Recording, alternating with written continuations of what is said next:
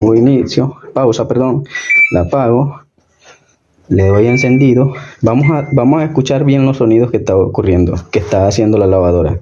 Le doy inicio y veamos. Enciende mi bomba, pero no escuché en ningún momento el dry motor. El dry motor no lo escuché.